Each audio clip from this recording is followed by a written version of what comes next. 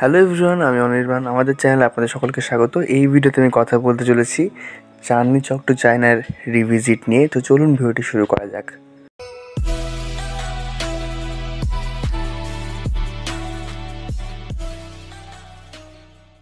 তো আমি Chandni Chowk two China অনেক দিন আগে দেখেছিলাম, ছোটোবেলায়, খুবই ছোটোবেলায়। তখন কিছুই মনে ছিল না, শুধু এটুকু মনে ছিল যে একটি আলুকে গণেশ ভেবে অক্ষয় কুমারের যে সিদ্ধ ক্যারেক্টারটা, সে গিয়ে পুজো করতো। আর শেষে ওই যে অক্ষয় কুমার যেখান থেকে ট্রেনিং করতে শুরু করে কুংফু শেখার জন্য, সেখানে ওই পোর্শনটুকু মনে ছিল, বাকি কিছুই মনে ছিল না। তো আমি আবার চাঁদনি চক টু চায়না সিনেমাটা রিওয়াজ করলাম এবং দেখুন, ভালো ছবি রিওয়াজ করার মজা এটা আলাদা। তো সেক্ষেত্রে চাঁদনি চক টু চায়না এই সিনেমাটা মানে খুবই একটা আন্ডাররেটেড সিনেমা। যারা দেখেছেন তারা তো জানেন সিনেমাটার একটা আলাদা মজা আছে, কিন্তু যারা দেখেননি আমি তাদেরকে বলবো যে তারা দেখুন, মজা আছে। এবং সত্যি বলতে এই ছবিটা যেমন এন্টারটেনিং, তেমন আপনাকে হয়তো একটা শিক্ষাও দেবে জীবন নিয়ে। এবং এই ছবির যে ডিরেক্টর নিখিল আডবাণী, তিনি অনেক ভালো ভালো সিনেমা বানিয়েছেন, অনেক সিনেমার তিনি প্রডিউসারও ছিলেন। তো এই ছবিটা মূলত একটা কমেডি ফিল্ম, আপনারা জানেন। এবং এখানে যে গল্পটা, যে আর কি সিদ্ধু, তাকে আর কি ভুলিয়ে ভালিয়ে চায়না নিয়ে যাওয়া হয়, এটা বলে যে সে নাকি আগের জন্মে চায়নার কোনো একটা রাজা ছিল এবং তাকে মারতে হবে এখানে যে ভিলেন রয়েছে হোজোকে।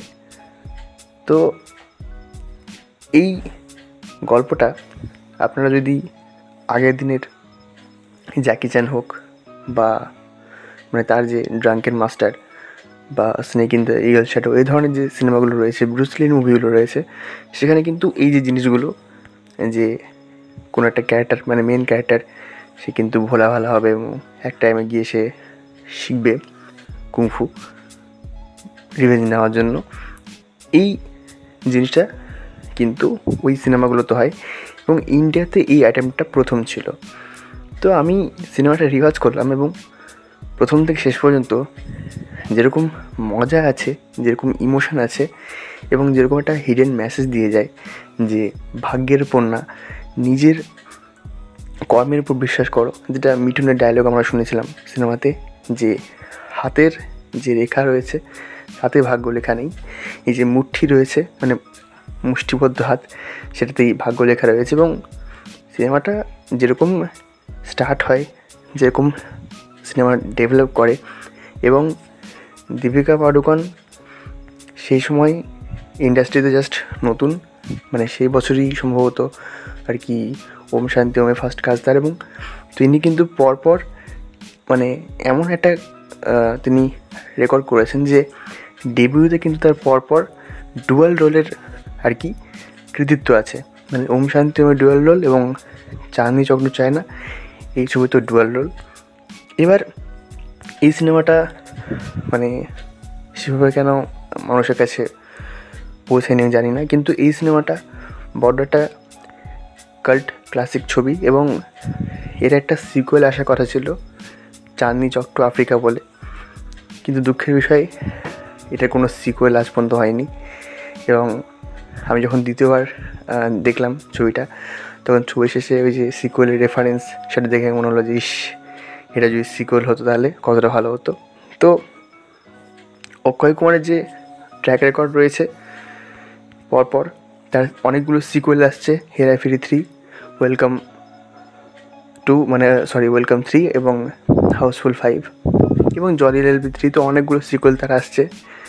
তো আমি জানি এই ভিডিওটা হয়তো অক্ষয় কুমারের কাছে পৌঁছবে না, কিন্তু অক্ষয় কুমারের যদি কোনো ফ্যান বা কোনো ফ্যান ক্লাবের সদস্য যদি এই ভিডিওটি দেখেন, তো আমার তার কাছে একটাই অনুরোধ থাকবে যে তিনি কোনোভাবে যেন অক্ষয় কুমারকে রিকোয়েস্ট করেন যে চাঁদনি চক টু আফ্রিকা এই সিনেমাটা আনতে।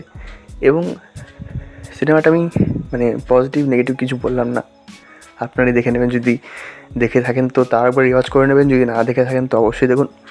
আমি মানে এই সিনেমাটা রিওয়াচ করতে করতে ভাবছিলাম যে এরকম একটা সিনেমা কেন মানুষের কাছে সেভাবে সাড়া পেল না, এবং কেন এটা জাস্ট কাল্ট ক্লাসিক ওই নামই থেকে গেল। তো এই ছিল আমার রিওয়াচ এক্সপিরিয়েন্স। ভিডিওটি ভালো লাগলে লাইক করুন, কমেন্ট করুন, শেয়ার করুন আর সাবস্ক্রাইব করুন। ধন্যবাদ।